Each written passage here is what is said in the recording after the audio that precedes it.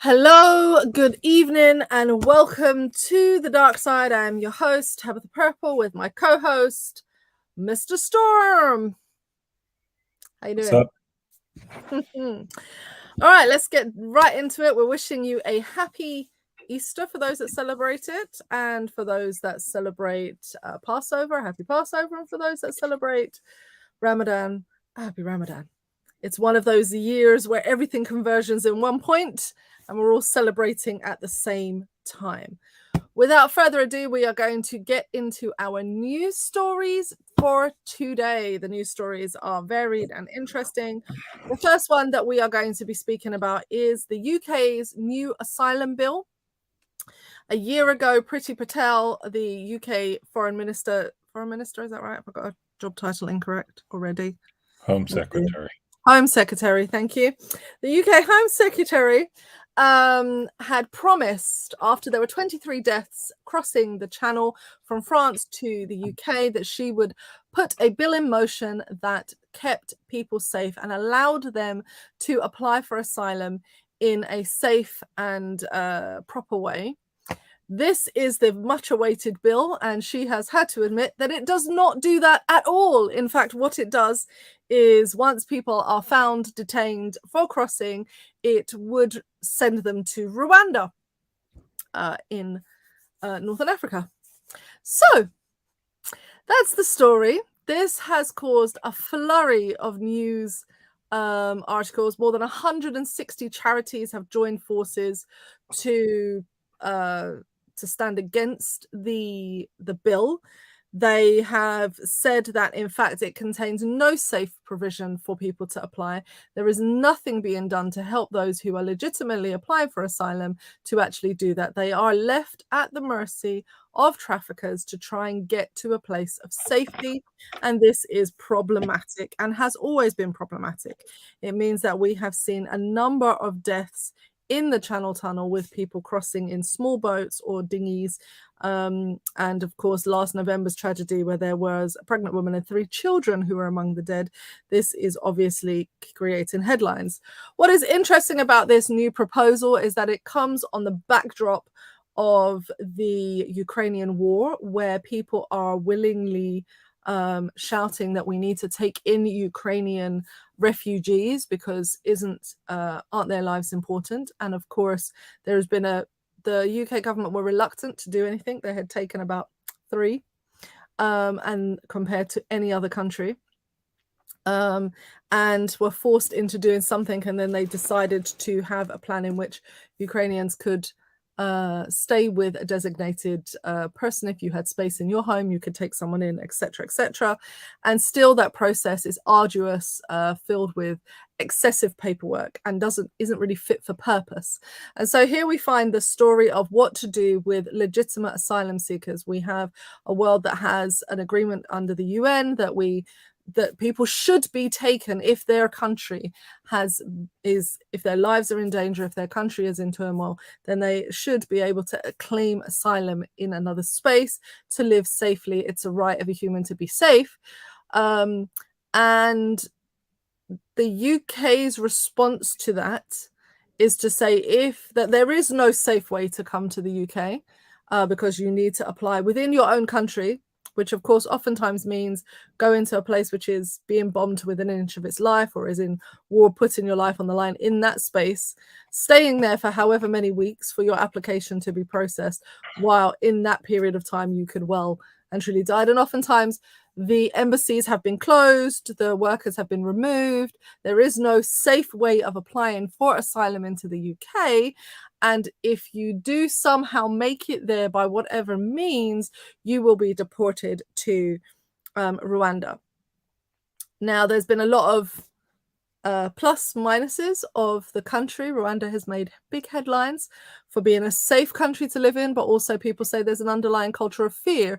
And so there is this element of, can you ship out your responsibility? And this weekend, the Archbishop of Canterbury, in his Easter speech, said that the UK's Rwanda asylum plan is the opposite of the nature of God, dismissing and putting our responsibility to humans on somebody else is the opposite of what we are supposed to be doing. It's an interesting story because I think it speaks to the problems within British society as a whole. For those of you who have watched the show, we have talked about Brexit, we have talked about the kind of backdrop of xenophobic racism, sexism, and problems that the society as a whole with other, and where there is a facade of politeness, where there is this idea that we do accept people, that we want to bring them all in, there is also this underlying current of they voted for Brexit. I didn't vote for Brexit, but they voted for Brexit. They voted to leave the EU based on the fact that they didn't want people to come there. The French governments have for years begged Britain to put a asylum center in the French port of Calais to allow people to apply. That way they can apply legitimately. And should their application be accepted, they can be moved on to the UK. Should it be rejected, then they need to be moved on to elsewhere. And the point of that is that the French have been asking that.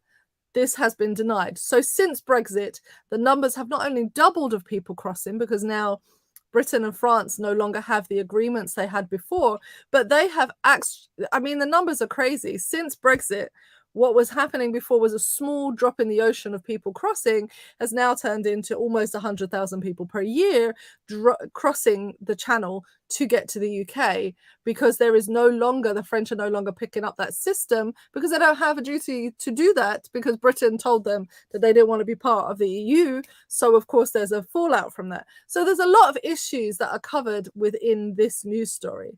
But I think at the bottom of the whole issue is this idea that we can go and mess around in so many people's countries, disrupt their lives, do whatever we want. And when the reality of that comes crashing back onto our doorstep, Britain has this wash our hands policy, and they've had it since Windrush. They've had it since, go back in history, time and time again. It is the same thing repeated over and over again. We will come to your country, stick a flag in it, tell you it's ours, but you can't come to our country. We will come to your country, we'll be meddling in your political affairs, bombing, carrying on, telling you that we are the ones that are going to bring democracy. But if you come to ours, you aren't welcome, so on and so forth. And that continues onwards to this day. And this is another one of these systems. The fact that Rwanda's willing to even enter into this discussion is very interesting in and of itself, but I would need to do more research on that. Mr. Storm, do you have anything to say on this matter? I have plenty to say. It's no surprise that the Archbishop of Canterbury said that this was going against the nature of God, because the plan comes from a Satan,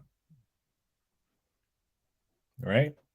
Let's not make any bones about this. Priti Patel is Satan. Right? She is the opposer. She is the accuser of the people. One of the things that is tucked away in this proposal, and that people don't seem to be picking up on, and it's a shame because actually I think it's a critical point to be picked up on, is that there is a reciprocal nature in this agreement.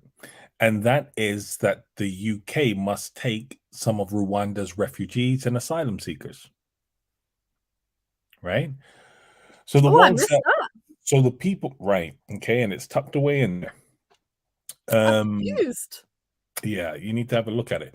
So where you have people saying, it's not safe if you're gay, it's not safe if you're any of this, expect those asylum seekers to be taken into the UK. Right, I see. So it's like a revolving door. We'll send you 10. Here's one. We'll send you 10. Oh, well, you have to take back this one because this one came here but is gay. You need to go back the other direction. So you're going to find, right? So look, I don't know if if that'll be the criteria, but there is an agreement within this that it is reciprocal, and that the UK does have to take some of Rwanda's refugees and asylum seekers. So it'll be interesting. It'll be interesting to see which ones are sent and which ones are denied, et cetera, et cetera, et cetera. One of the things I will say is I don't see any Ukrainians ending up in Rwanda. Well, I didn't want to mention that. I didn't want to No, mention who they're sending because, quite frankly, you know, there is a real difference between the way that refugees are treated. And we're beginning to see the backlash with Ukrainians, where people have taken Ukrainians into their home and they're like, yeah, but these Ukrainians have money. Why do they need help? And, and feeling like, oh, no, I don't want to help these people. And it's like, well, hold on. War is no discriminator of class. Is no you can't manipulate somebody else. It's not because they're worthy. It's because they're actually in trouble. And the same rhetoric around North African, Middle Eastern, as we call it today, refugees is the same rhetoric we're beginning to hear about Ukrainian refugees. yes and no. And I say this based on historical precedent. And that is that after the Second World War, the Windrush generation came to the UK, they were greeted with hostility, right? But the UK had taken in thousands of refugees from European nations that were given assistance and help to remain within the UK. So as much as there's an undercurrent of xenophobia, there's also racism is the bottom of the pile. We're always at the back. There's the acceptance of the knowledge of we have to do something. So if we're going to take anyone, they're going to look like us. Yes, indeed. Right? And it doesn't matter the fact that actually some of these people were Germans that they were fighting against. Right? It doesn't matter that some of these were Italians that they were fighting against. Yes, indeed. They would rather have those people in the country than black people who had fought for Britain and the Allied forces. And you have that throughout the diaspora. So it's not only, from the West Indies or from the Caribbean or from, the African nations, but it's also from Asia. If you think about the listen, one of the things that isn't, I can't remember the name of the troop. Yeah, but one of the things that isn't told is that whenever you see these movies about D-Day and the landing in Normandy, one of the things that are ignored is actually just how many Black and Asian troops were there. You would think it was only white people that were on those beaches, but actually it was a lot of Black troops that were actually sent first. Yes, indeed. Right? Yeah, it's an ongoing problem, I think, and I think that as we go further into the news today, we're going to see a lot of this with the way that we respond to other people's pain is not the same. It's not proportionate. It's not, oh, if they're brown and black, if they look like us, then we're good. Well, no, you're not good. You're not good. Let's be honest. You're not good. They're xenophobic, but there's a reluctant acceptance. If we have to do something, then I guess this is the best of a worst bunch. And as I say, there is a pretense of doing something, is the point that you're saying, because they are obviously they have this avenue, but to have a Ukrainian refugee in the UK is like a miracle. There are very few that are getting through the system. And the numbers are still very low particularly as compared to any other European country. But, they're just really incredibly low that you can actually get through the 40-page document that you have to fill in to register to get someone to come. But when it comes to refugees and asylum seekers, Britain never does its fair share anyway. No, they don't. They managed to create a few, though. They do manage to create some. All right, let's move on to our next story. The next story I wanted to talk about is the Chibok girls from Nigeria. I don't know if you remember this, but it is 8 years ago, almost to the day, where the hashtag that was trending was "Bring Back Our Girls, Enough is Enough." And celebrities across the globe got involved in this campaign because 276 girls were kidnapped in Chibok. And they had just gone missing. Families were crying out for help. Nobody was helping them. And so there was this move among celebrities to actually raise the awareness. And many people understood then that there were serious issues. However, the problem has not been resolved, and it kind of just died out, as some of these things do, from the media memory. And I just wanted to bring this to your attention because it was 276 girls that had been kidnapped. 57 managed to escape, 7 were found, 103 were released. That means that there are still 109 girls, and we're talking about children here, who have been kidnapped and who have not been returned to their families. There's 109 families who are still have no idea what happens to their children.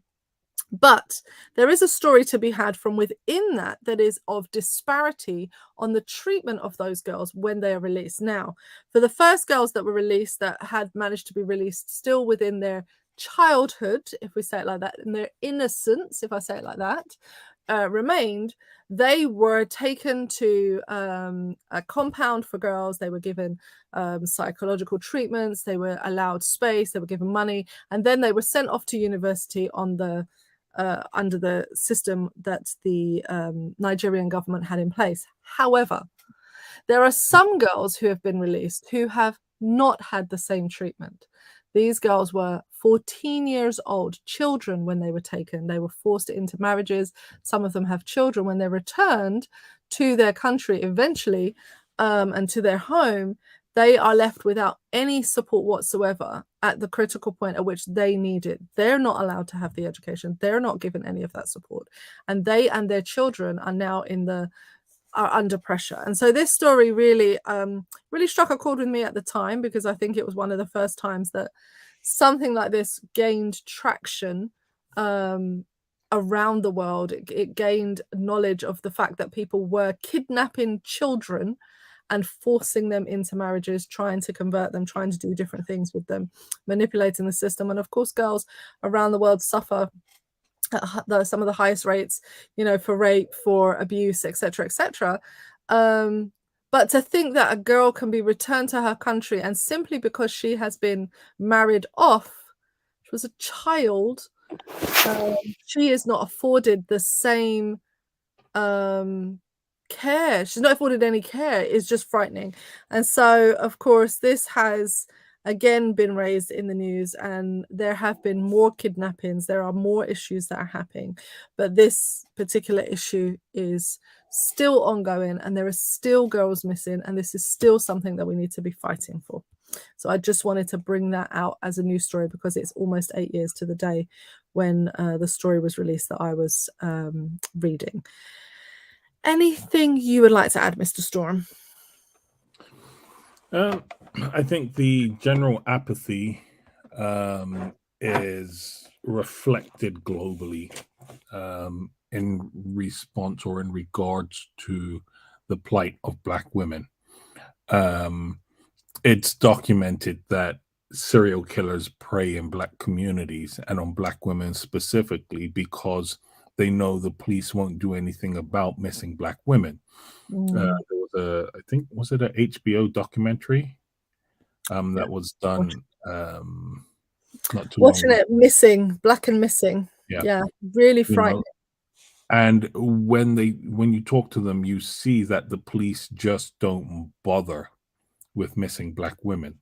Yeah. There's not any value seen in Black women that disappear. Which is really counterintuitive, because you would think actually you would recognize the value in this in regards to the fact that Black women and women of color are those that are most often trafficked. So if you want to deal with human trafficking, you need to be in these communities addressing the issue and addressing the problem, but you're not. Now, some people would say that's an indication of corruption. Some would say that's an indication of not seeing the value in Black women. I think two things can be true at the same time. Indeed. And so what you have with these women is that when they return to the country and they've been married off and they now have children, they're not seen as having value. Right? Because you're seen as used goods. Right? When you had the ones that were young and still children, well, they still had the potential to be married off. They still had so the education and the value of them increases. And I think this speaks to a real problem, not just of how we see Black women, but how we see women in general. Yep, which leads me on to our next story. We've done an issue that covers race, but now we're going to see where class and poverty meets child abuse. And this is about the Rochdale victims. So there was in 2008, between 2008 and 2010, there was a paedophile ring in operation in the UK in an area called Rochdale, which is in Manchester. And they were grooming and trafficking girls aged between 13 and 15 years old. Those girls that they were preying on were coming from poor backgrounds, were often from broken homes. Maybe they had run away. They were victims of also their own environment. They were, they were minors, of course, they're children, but they were also in environments in which they weren't safe at home either. And so the ring itself would purposely go after those type of girls. They would find ways of accessing those types of girls. Now, it was quite a large ring. There is a number of girls, who were abused during this time.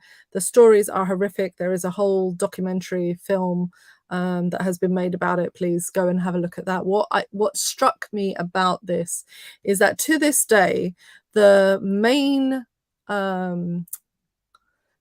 girl who managed to fight to get this case brought forward was viewed as not as a victim, but as a perpetrator, as a co-conspirator. Now, she would have been 13, 14 when this started, her grooming, etc. Her abuse would have started very young. And instead of being seen as a victim, she was constantly put forward as if she had done some sort of crime. And she was not treated in that way. So to this day, she is only just now, bearing in mind that I said 2008 to 2010, we're in 2022, she is now receiving an apology for the further abuse that the system put her through. And when I say further abuse, reading her story was actually quite frightening, because they made her relive the horror of everything that happened. They made her do like 20 lineups to pick up the men who were in the system, and then they just shut the case down. They didn't speak to her. No one it was really frightening that she had to keep reliving and going through the trauma. And every time somebody new would come in to try and move the case forward, she ended up on the back foot, and she was denied services. She was denied all sorts of things. It was just a really horrific treatment of this child. By the time this finishes, she's an adult, but I will still say child, because this stuff starts when she's 13, 14 years old. She is a child when she is being abused by these men. And on one occasion, she had taken some friends to a place where these guys would pick up the women. And because she had done that, they said, oh, see, she's complicit, and then just treated her like as if she was as bad as them. And you're like, but she's a kid and she's scared, and you're treating her like she is an abuser when she's a child. She was given no communication. She wasn't when you're in the UK system and you're a victim, you're offered victim support, you're offered help. But because these girls came from poor neighborhoods, because they were often from families that had nothing, or there was abuse in the homes or something like that, they were literally completely ignored. And it was the tenacity of this young woman, plus a social worker, plus then a DA, a prosecutor that's brought in specifically to deal with this, because she specialized in child abuse cases, that then manages to get some, but not all, of those involved in the ring convicted. Not all of the people were actually even prosecuted. To this day, there are still people free and probably doing exactly the same behavior. And so this story really struck a chord with me, because, of course, I know girls like that from that background. I lived in areas with girls like that. And to think that no one cared because they were poor, because they were homeless, because they were not from the right social background. This is the system. And so we've talked about race and women, but actually class and women is also an issue. And Shireen says, it sounds like the Syntonia Brown in the US where she killed her abuser. Yes, it does sound like that. But some of the stories are horrific. In the case of this, it's very similar. there are issues. Mr. Storm, do you have anything to add before we come on to our next and final stories? Yeah, look, I look at this and I'm like, this is where you see the intersectionality of race and gender. And I think here's the deal. Women, and specifically white women, need to understand that your lot is not going to improve if you just stand out there and try to improve it for yourself alone. Wow. Right? Because here's the deal. I understand where Shireen's coming from with this Centoya Brown case. I do know about that case. Yeah. I understand this case, but also I would link it to Shamima Begum. Oh, yeah. Right? And here's where the problem and the intersectionality hits. Right? Because we know that young Black boys are viewed as being older than what they are. And so they are criminalized. But here's the thing. Because girls mature quicker than boys, allegedly, you must understand that you too will be criminalized at the point at which you are a child. Yep. And this is what happens to this young lady. Right? Yeah, absolutely. Right? And so for me, I look at this and I'm like, look, here's the reality. This is my view and belief on things. Where you create space for one injustice, others will breed. Where you create space for one prejudice, others will live. Right? And so if you actually want to deal with this problem, you need to just rip it out from the roots. And the reality is that you all need to get together. Indeed, indeed. So that brings us on to our final story today, which is that of Imran Ahmed Khan. He was an MP in the UK, and he is convicted of sexual assault against a minor. Just say the man a dirty bungo and done. But that's not the part of the story I wanted to actually concentrate on. The part of the story I wanted to concentrate on was what I think is probable cause. Now, Crispin Blunt decided to come out, and he is another MP, in support of Imran Khan, and to say that it's a travesty, an injustice that somebody could be convicted of such a crime. This is ridiculous.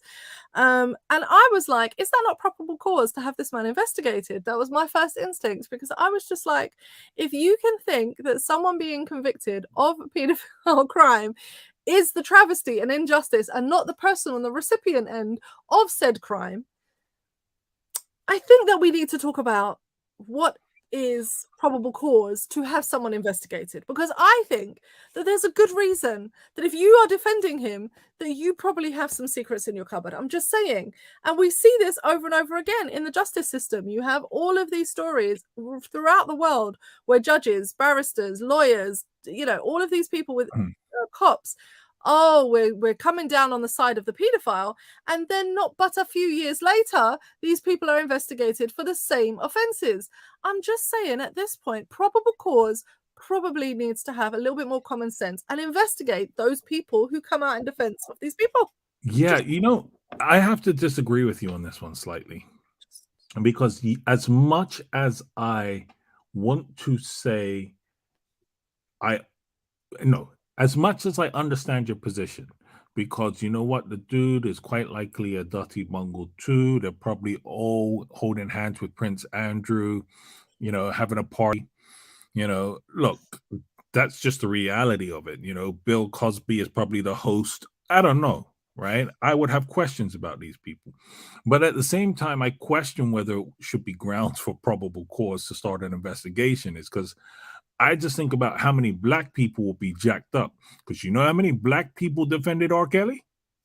Oh, right? And I'm like, I don't need to be giving police any more excuses to be involved in the Black community. And we all know if you made that law, they would abuse the hell out of it. But for me, I think it's disappointing, because I do think that it leaves us in a situation where criminals are free. And the fact that you can investigate, they're investigating Black people regardless. And I understand that your proclivity to saying, look, if this just is another excuse to target Black and brown communities around the world, then this is just not the one that we want. And at the same time, I have to take the approach that what harm is the investigation? You know, if you're talking about seizing someone's computer, doing, you know, some investigative work, it all has to be done through the courts. As we currently have it, they don't seem to be able to investigate any paedophile. They don't seem to be able to bring anybody to justice on these issues at all. But there's a lot of harm that can be done. And I say that because you and I personally know people that were investigated for child abuse, that were cleared of absolutely everything. Yes, that's true. But they lost their jobs, that, you know, they lost all sorts of stuff, right? And their lives were negatively impacted. So yes, if you ask me if I was to, you know, after statements like this, to make a bet, you know, listen, I probably bet my house that the dude's a dirty bungle. If you defending these dirty bungles, chances are you're a dirty bungle yourself. And I do see the difference between this and, you know, other types of crime. This is this is crimes against children. This is not just, oh, you know, any, you know, theft, or, you know, this is actually crimes against children. I'm just like, I'm a bit tired. And I guess on the other hand of all of this, I'm really incredibly tired of stop and search charges, but you can't manage to find a paedophile and convict him. Even with the Rochdale, you still haven't convicted everyone.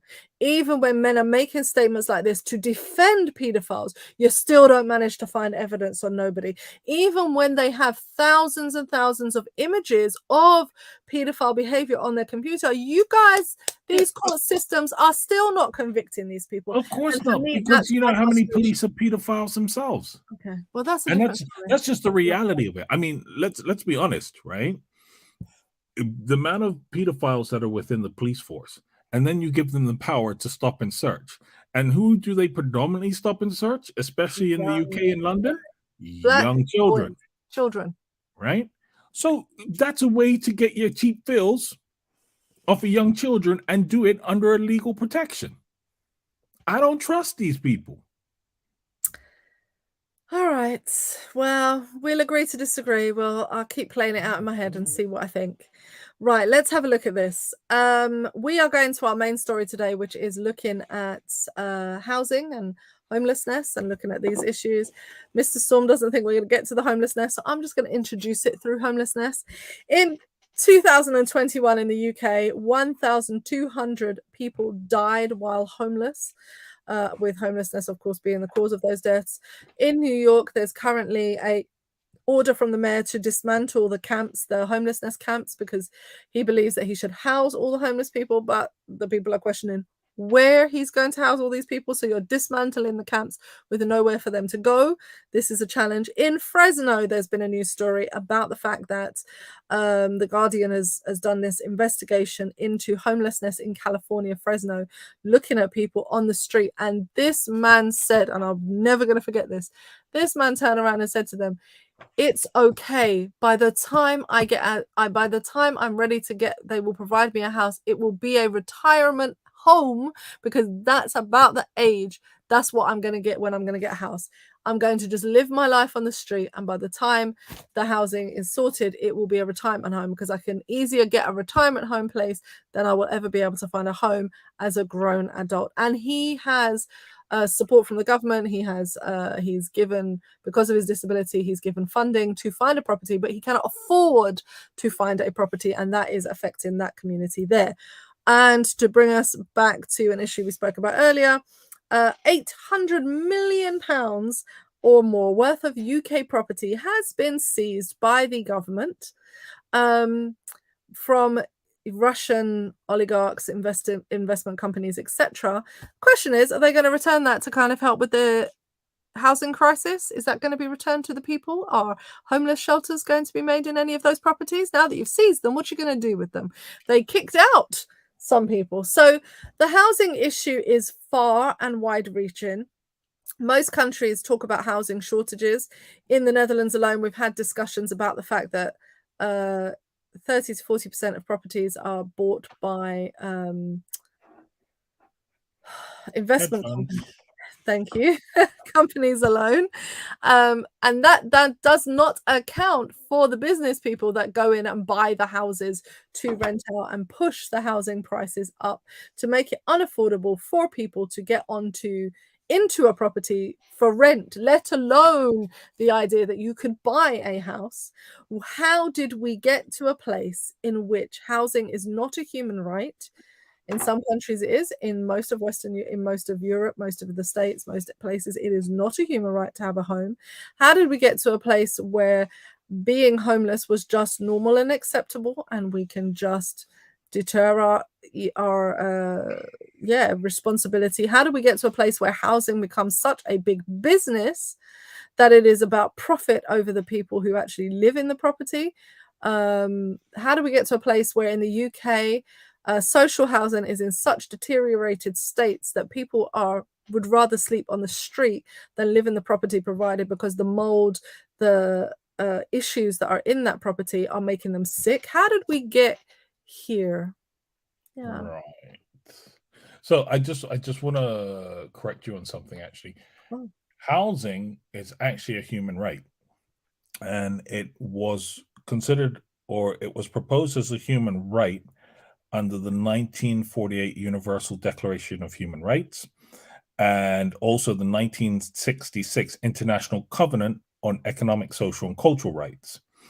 And pretty much every nation or state in the world has signed up to one of those. So it is actually recognized as a human right pretty much in every country in the world. It's not enforced as one. But no, nobody's doing anything So about it. we can make a nice correction to Tabitha's the statement, but it's not enforced. Very few No. countries, as far as I understand it, actually enforce this as a human right. Right. And that then is the problem.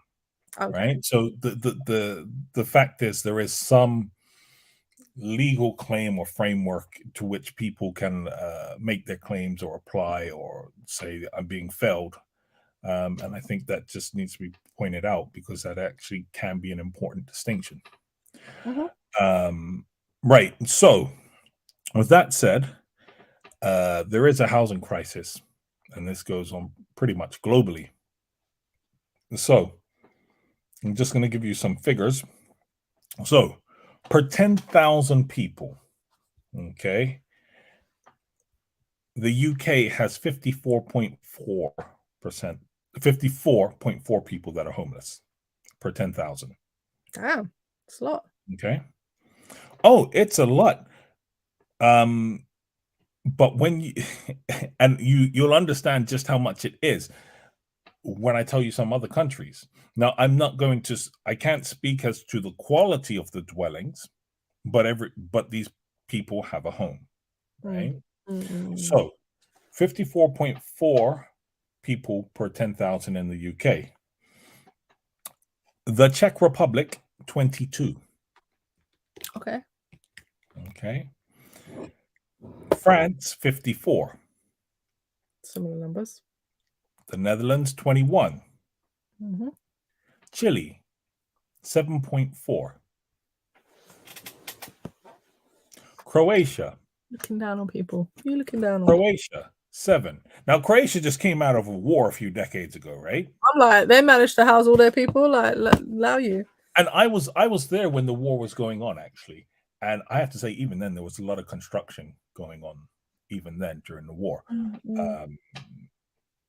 Yeah, a lot of people were still building houses, and people built their own houses over there. They buy the land and built their own houses.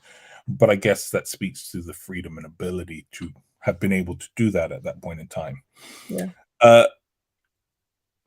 New Zealand, 12. Now, here's a real killer. Okay, South Africa, 36. I'm sorry, hold on, wait, what?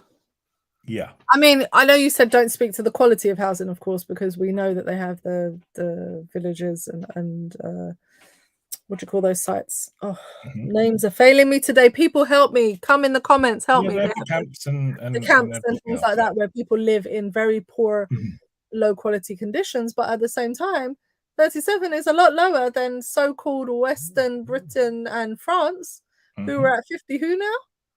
Damn cheek. Damn cheek. You will be looking down on who? Listen, there are days when I just go on right? with these statistics. What's the USA? Do you have the USA? What's the USA? Yes, the US is 17.6. No, it's not. 17.6. How do you get so low? According to who? Where? How that happen? Oh well, of course they have. Yeah, yeah. I guess they do. In some cities, the number is significantly higher, but then there will be places that are significantly lower because they have lower populations and they also have Shelters, all sorts of stuff. shelters. But the also camps basically, Yeah, the caravan park. yeah, Caravan trailer parks and parks things and like stuff trailer like parks. There you go. That's the help me, people. Thank you so much. that. Right. So, as I said, there's a housing We get crisis. so much higher than the US. I'm still shocked. Sorry, Americans. Why I'm are sorry. you shocked? Right? You say you're shocked, right? So let me tell you why I'm not. When you understand that a quarter of newly built properties in the UK do not even make it to market, they are pre-bought by hedge funds, To do what with? right? So that's a Sit there quarter. empty. So what you have to understand is a quarter of your property goes to hedge funds. Okay. Then Yep. how many go to developers and private investors, Mhm. Mhm. right? Mhm. So you're talking about at least half, if not Yeah. more, of your houses, of your newly built houses being bought straight out the And gate. that will then come onto the market as high-end rents. So they're only for a certain part of the population, which means that they could conceivably have a lot empty because that's not all of the working class, the Right. poor people make up the Mhm. majority of the population. So if you're continually building for one part of the population and not the rest, we have a problem. Am I interpreting that correctly? Yes. Okay, Right. cool. Next. So the other problem is, so that's the UK, but as I said, this is a global problem. I'll give Mhm. so in the US, the problem that you're having is that hedge funds are buying properties in the US Mhm. and they are buying them at vastly inflated prices. Okay. Right? And because of the wealth that they can pay cash, right? And Okay. when you have people trying to buy a house and they have to go through the mortgage process, Mhm. you can take 2 months, sometimes longer, to get that mortgage approved. Mhm. Whereas if I come to you and say, yeah, I'm just giving you cash and we're done today, Mhm. right? A lot of people buying cash. So what's happening is these investment companies are buying the property in cash, tens and thousands of dollars. And there's actual examples where people are saying, I've gone to buy a house, I've put in the bid, and I'm $10,000 or more underneath what the next person offered, right? So these are then driving up the prices, not just of the property, but Mm. now the investment companies and the hedge funds need to make money back. They need to make their returns. Right. So, how do you make returns when you've paid over the odds for something? You drive the rents up. You drive the price up, Mhm. right? Now, all of this is going on at the same time that Mm. uh, construction of homes has decreased, right? Um, so, let me find the stats on this. Right. So cash offers, I told you cash offers have gone up, right? Yes. So they rose in the space of a year. They were Mhm. 25% of the market, cash offers, right? Oh my gosh. Did Within you a read the year, live it went up example? to a third. Did you read that live Yep. example? I Yep. was 50K under the winning bid when I was 30K over the asking price. Nah, man. Nah, brethren, nah. Yeah, That's insane. it is, right? Okay, sorry. Now, so the problem in the US, right? And one of the things that is being noted, and this comes from the president of the National Housing Conference, says that this housing crisis, because of the way things are being done, disproportionately affects millennials and people of color. Well, no surprise there. Young people and people of color. I mean, Yep. that's basically what you're saying. Right. Anyone So, who has not amassed wealth, you're on your own. right. Now, Systematically been priced out of the market. right. So that's the US. In the UK, you have similar problems, as I said, the hedge funds, et cetera, et cetera, et cetera.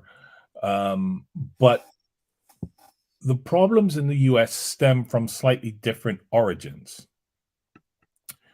And that is that you can trace the housing crisis back to the 1980 or to the 80s when Margaret Thatcher, the milk snatcher, introduced the right to buy scheme.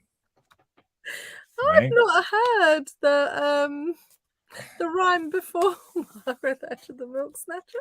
Yeah, For those because who don't she took know, away the free milk from poor children in school, so they called her Margaret Thatcher the milk snatcher. well, I knew she took away poor. I was one of those children that had her milk taken away, so I knew that, but I didn't hear the rhyme. I was probably too young for it to land. Margaret Thatcher was the former Prime Minister of the UK, and she was definitely not in favour. She's a Conservative Prime Minister. That should tell you everything. Like Listen, a Republican. this And should tell you everything. she took away. They used to do this thing where at primary school you used to get milk and fruit every day. So at break time you'd have milk and fruit at break time provided. And she took it away. Yeah, I wasn't a fan of the milk, but hey, she took my milk away. She took away the milk from the children, particularly from poorer neighborhoods, of course, in which they wouldn't have the nutrition. So it's not just milk; it was fruit as well. But milk. Yeah. We'll do that. Well, as I said, this should tell you everything. Priti Patel looks up to Margaret Thatcher. Margaret Thatcher is like her idol, so that should tell you everything you need to know about those two people. Right. So people could buy their homes now. What you have to understand, the right to buy scheme on its surface looks like a great idea. Right. The problem was that it was essentially bribes to people to vote Tory.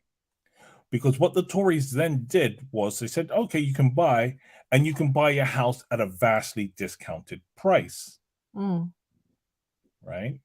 Of course, you must also look at the times. The people that qualified overwhelmingly for these properties were poorer white people. Yep. Right? Yep. A lot of people from black backgrounds didn't have access to this. And you had schemes like this under the New Deal with Roosevelt in the US back in the 30s, I think it was, 20s, 30s. So you see all of these trends repeating themselves, right? So now what happens is, okay, social housing is now being sold off. So local governments don't have as much social housing to go around to people. And what the scheme said was, okay, social people could buy the houses. Now the local government owned the property. But under the scheme, what would happen is people could buy the property from the local government, but the local government had to cough that money up to central government. Right? Now, over the years, what happened was central governments decreased the amount of money that was then kicked back to the local governments in order to build more social housing. It's a never-ending circle. Right? So, of course, people just stopped building social housing. So, in 1977, local governments provided 32% of the housing in the UK. In 2018, that is now 7%. Oh! Right? That's insane. The properties available for social housing. Oh, that's insane. Right? What happened was they decreased from approximately 6.5 million in 1980 to about 2 million today. That's crazy. The number of people haven't decreased. The percentage of working class poor people hasn't decreased. No. The percentage of people from low income families haven't decreased. The percentage of people who do not earn a living wage has not decreased. Right. How are you housing these people? That's why we have such a big homelessness issue. And that is the next point that I want to bring up. The fact that as social housing has declined, so have wages. Wages have not kept up with the cost of property, of buying a house, or even of renting a property. Okay. Now, the problem is that this is a systemic problem. So for decades now, interest rates being near 0%, being so low, have meant that institutional buyers have been able to snap up property for cheap. You have the collateral, you don't have to pay much interest, you snap up the properties for cheap, and away you go. But there's also very little regulatory framework in which to control how much property people own. Right? So you can buy up as much as you want. And actually, there's a study done by the University of Amsterdam and the Land Registry in the Netherlands. And what it shows is that areas in which investors were able to buy up 20% or more of the properties that came onto the market, they were able to manipulate property prices so that they paid less than a first-time buyer. Oh, there you go, you see? Right? So now you're dealing with market manipulation. But of course, this study is done. The evidence seems to be out there. But who is doing anything to deal with market manipulation of property and property prices? Nobody. There doesn't seem to be any desire to do so. Now, I said, I know I'm flip-flopping from nations to nation because a lot of these things intersect with each other. Yeah. Right? A lot of the common problems. And also it's where the research is done. And that's problematic because, of course, in the UK, the systems that you're talking about, but no one's researching it. No one's going to be investigating it because there isn't a need to. Now, so this is where I'm coming back to, right? So we spoke about property, the lack of legislation. We said earlier about I couldn't speak to the quality of housing, right? Now, here's the problem. Many of the MPs within the British government, within the British Parliament and House of Lords, are landlords, right? They are investor landlords. So what you have to understand is they are voting against their own interests. Right. Let's just make that Labour MP proposed a couple of years ago legislation that would ensure that houses had to be fit for human habitation. The Tory government voted that down. Right? We could just end the show there. Thank you all for coming. You understand the system's corrupt. Go forth and not vote for Tories or whatever conservative craziness is in your country. Now, here's the real mess. You have legislation for how to house animals and standards that these things must meet. You have legislation for how animals should be transported and how much space they should have and the cleanliness of the environment. But when people propose legislation that says, actually, we need this sort of protections for people, you vote it down because it works against your own interests. Right. So that is some of the stuff that we are looking at. And I think that what people don't tend to understand. Okay, so we've spoken about the housing crisis and the fact that it's hard to get houses. So just Daniel gave some information on when he was bidding on his house, but this is from CNBC. They did a piece on this, and what this is the current situation in the USA. Okay, a home worth a median price of $408,100 with a 20% down payment and a 30-year fixed mortgage at a 5% interest rate the monthly cost of that would be $1,752.62. Okay. Last year, this would have cost you $1,383.51. So we're talking about a practically $400 difference per month in the space of a year. Nobody's wages have increased that much. Not $400, no. You're having to cut all kinds of things. repossessions go back up again. We're back in it. Yeah. No. So that's the immediate housing crisis and the ability to actually own a property or buy a property, right?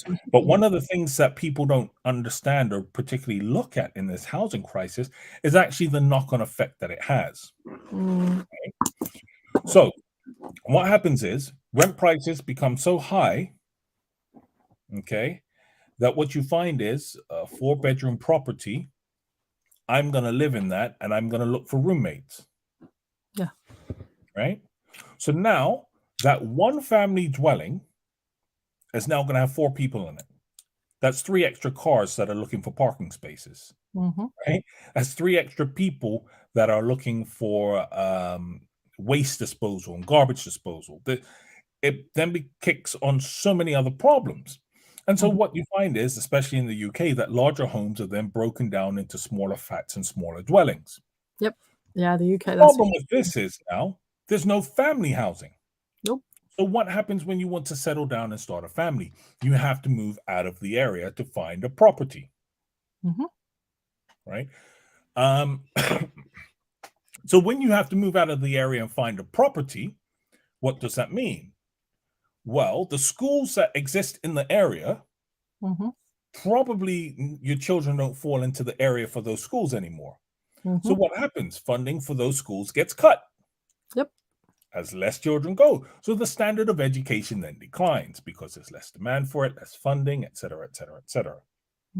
Right? So this then also has a then the story, the knock-on effect of that, there's a little bit of that story that you could actually add, which is the only people who can that move are the ones that can afford to move. So what happens to that neighborhood is that it will be poor kids in substandard housing, in substandard living, that will be going to a school that the funding is being drained from, and that will then be substandard schooling, substandard housing, substandard lifestyle. And this then breeds other problems and knock-on effects. What you have to, well, this is the thing. You then have substandard housing, substandard education at a time where the rent for these areas is increasing. Right? So people are naturally going to seek to move away, those that can, which only adds to further deprivation of the area, as you pointed out. And this is when you see gentrification kick in. Yep. Good old gentrification happened to the area that you're talking my story. That happened to the area I lived in. So when I say where I grew up, everyone's like, "Oh, that's so nice." I was like, "No, when I grew up there." Yep. Now, here's the thing. As I said, but this also then has knock-on effects on job markets and things like this. So, for example, where your families have to move out of the area, well, what happens to your toy stores? Because nobody in the area needs toys anymore. That's just an example, right? Your clothing stores that would have been geared towards perhaps children, or school uniforms or things like this. In the States, most schools don't have school uniforms, I believe. But these businesses are going to start to go under because there's less demand for them in the area. So it has a whole knock-on effect. The fact that this housing crisis has a whole knock-on effect. It works more than just the houses, right? But the other thing is that you then have overcrowding, right? Now, overcrowding leads to a whole host of other issues, and I mean specifically health issues, particularly mental health issues. Right? You would think for 2 years of a pandemic, we learned that when you are cooped up in a tiny, tiny, tiny little space, living with people that you don't know, and they're all in their tiny, tiny spaces, self-isolating. Right?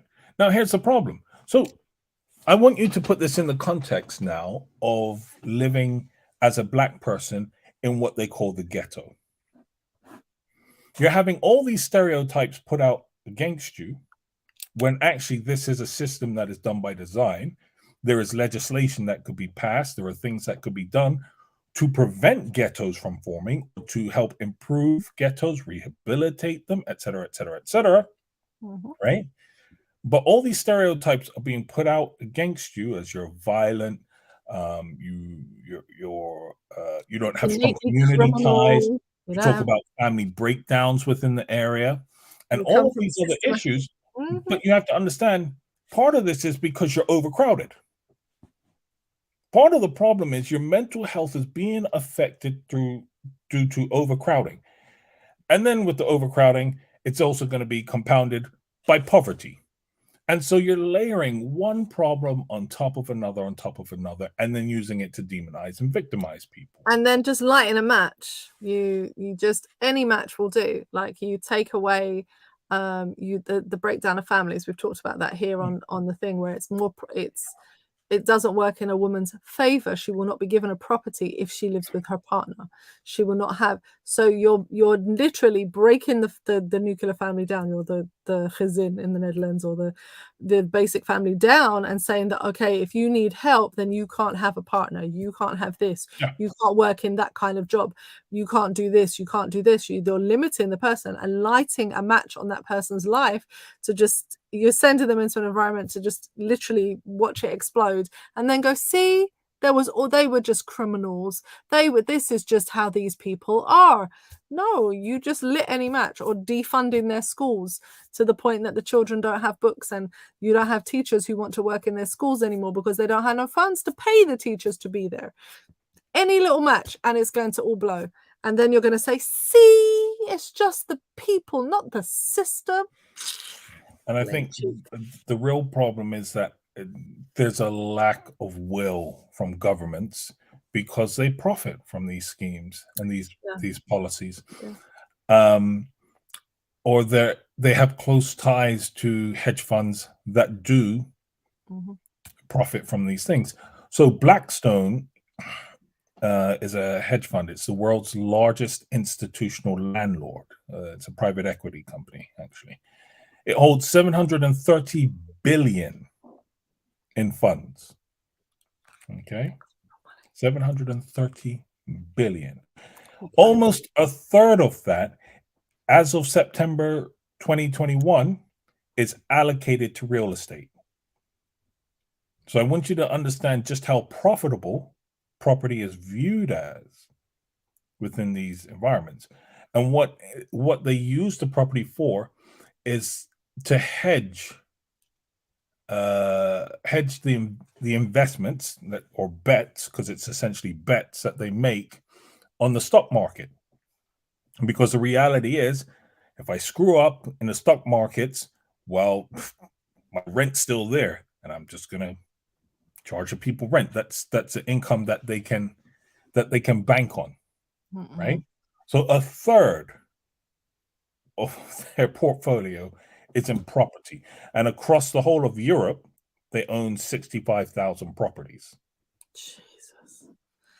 And there have been some 65,000 residential properties. I just want to be accurate on that. Residential properties. It's insane, because so in the Netherlands, in certain cities here, there's been moves to actually block hedge fund purchasing and to block corporate purchasing. So people who are just property investors, basically. And so cities like Amsterdam, cities like Rotterdam are trying to make moves that they actually are no longer, if a property is for sale, it's no longer allowed to be sold to those things. Of course, those companies are still looking for loopholes and are still trying to figure out ways of doing it. It's really sad, because, again, Shireen brought up the issue as a student. There is a housing crisis for students in the Netherlands. People are living in tins, literally tins, like the tin containers, not converted containers, because we've seen those fancy houses, but just literally a container, because they can't get student places to live in the Netherlands are completely gone. And they just don't have enough. And the way of blaming that is to say, oh, we don't want foreign students coming to the Netherlands. Problem with that is you're not even housing Dutch students. Problem isn't your foreign students. There is nothing for Dutch students to live in. So the problem that Shireen was putting up about her life as a student and how difficult it is to find a property to stay in, especially if you're studying in a different city from yours, if you don't have ties to that city and you've had to move there to do a specific study, these are creating additional problems especially of small apartments, which a student often has, is just hedge fund or investment owned. Yeah. Or private people. So yeah, I'll come on to this. I'll give you one more example, and then I'm done. So prior to 2019 in the UK, there was a couple called Fergus and Judith Wilson, Okay. and they owned approximately 1,000 2 to 3 bedroom properties. Okay. 1,000. Yes, Well, 1,000 properties. they were Right? living a good life. In 2014, Hmm. they sent eviction notices to anybody who was claiming government assistance for help with their rent. This led to around 200 evictions, What? right? How can you evict someone based on the fact that they're paying their rent through government assistance? What? Are you Okay. insane? That's crazy. They then They're declared paying the that rent. they then declared to the letting agents that they didn't want anyone who was receiving government assistance to rent any of their properties. But it gets worse than that because I have made me they so went to court. angry. They went to court and were found guilty because they had a policy or a ban on renting to people of color. Right? You know, you just So have to wait for it to basically, land. they were Trump. Basically, they were the British Trump. Oh my Right? gosh. Um. Seize So all their properties. Jesus, what is that? right. What kind of people Well, are they've they? now sold. They have now, or they now claim they've sold all of their property. Whether that's true or not, I don't know. There's a They sold it to like there's a business people. panorama documentary actually on them. Oh, really? Panorama. Woo, people. Uh, BBC Panorama. Something for us to watch. so yeah, when you understand, you've got hedge funds on one hand, and then you've got unscrupulous, immoral landlords on the other hand. No, brother. That You all then right? mix that with the fact that less houses are being built, right? And that's just a problem globally. Less houses are being built. Um, yeah, it's a perfect storm. And this is part of why we have the housing crisis that we do. And then that feeds into homelessness, which I knew we wouldn't get round to doing. No, you did say this. Well, I Because mentioned a few issues at the beginning, but I think this is one of the things that strikes me when they talk about housing shortage, is that if you walk around any city in any country in anywhere a part of the world, you will see empty building after empty building. There are empty buildings everywhere. There are enough houses. There's enough places to put people. They aren't investing in those properties to be livable for poor people to live in, basically, is what, it's a money making scam. It's not yes, profitable for them, therefore they're not going to do it, and that feeds into the homelessness issue. And one of the stories, the Guardian story, the investigation into Fresno, if you want to look at the link between a housing boom where where people are making money on housing, the Guardian newspaper, their story on Fresno is the circular issue of how you have an increase in homelessness at exactly the same time as an increase in the price of housing. It's a yeah, really fascinating story, but it does speak to an issue that spreads across the globe to the very region that we live in and beyond. There is houses. The problem isn't the number of people, the problem is the greed of the people. That is always the issue. And absolutely. yeah, And I think the problem or the rut starts at the top, you yeah, know. And yeah. I mean, look, here's just a basic question. Does Lizzie really need all that property?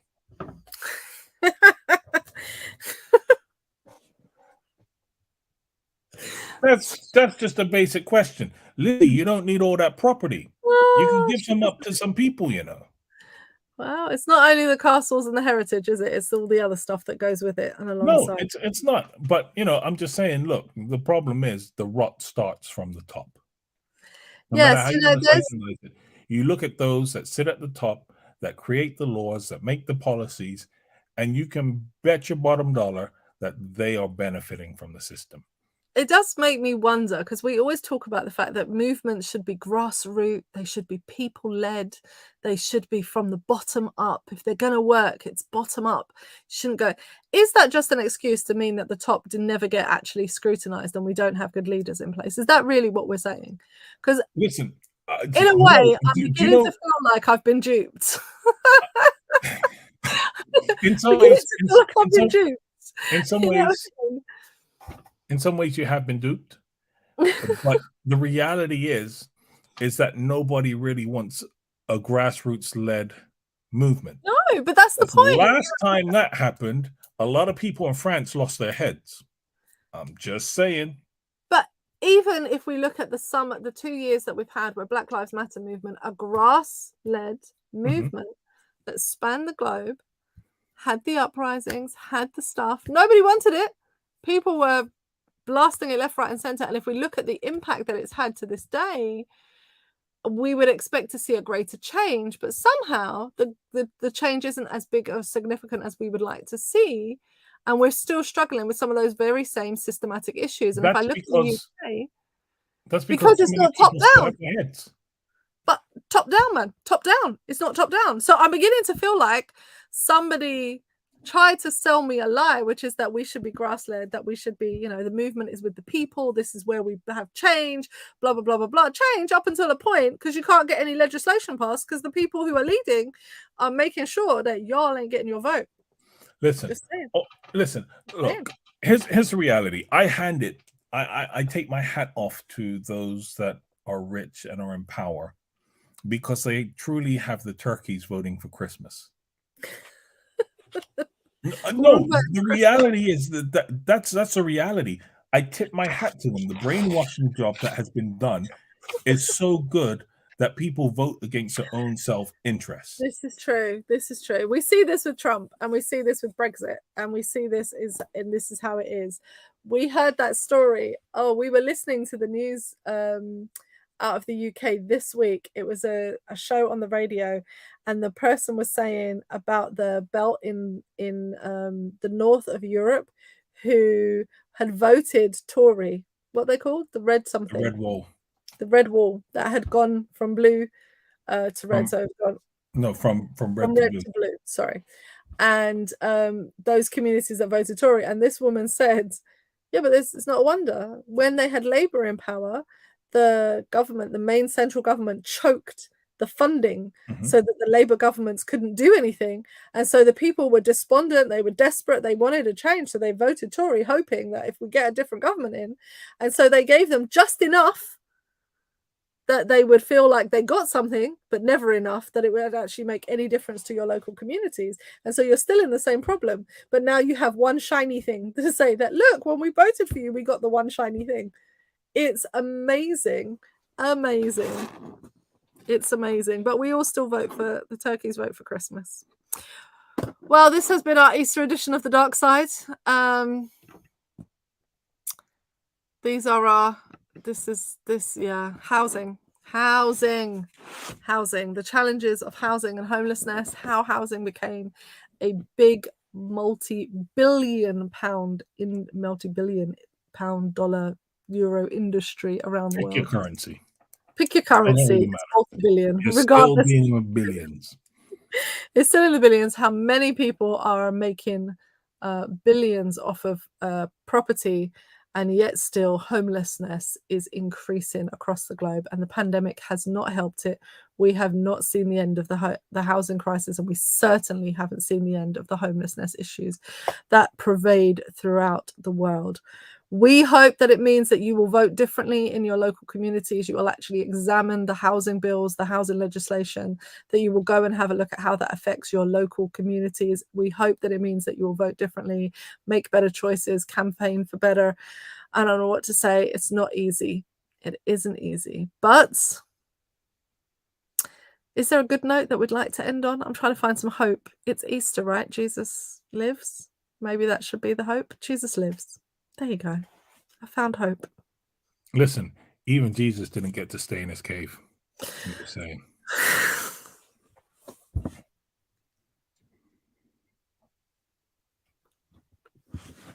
I don't even breathe. It wasn't even his cave-in to begin with. He had to borrow it from someone else. Rent prices, isn't it? Inflation. 3 days. Inflation. Couldn't afford the rent. He got kicked out. Oh, Lord, forgive us. Lord, forgive us. Forgive us. We know not what we do, and we're doing it anyway. So this was the Easter edition of the Dark Side. We wish you a happy bank holiday for those of you that get to enjoy a bank holiday. Further, with all of the holy holidays that are happening at this time, we hope that you have a safe, holy holiday season as we continue through the coming weeks. Next week is our last one before we break for 2 weeks vacation. We have the 2-week season break coming up, so next week is our last one before we have our 2-week season vacation. Do you know what we're doing next week? Do they know what we're doing next week? Listen, I do not know what we are doing next week, but I'm pretty sure Boris Johnson and Priti Patel will give us something to talk about. No doubt. No doubt. The two of them have given us a lot of fodder for our news. So have a beautiful, blessed, and wonderful one. For those that are staying up late or early, depending on your time zone, to watch the Versus Gospel Edition again, enjoy. I think it's going to be too early in the morning for us here. It's going to be too late for me. But enjoy. Have a blessed week ahead. Bye-bye till next week, Sunday, for the next one. Oh, I have something that I do at the end, isn't it? I forgot about that. Let's play some music. Peace out. See ya.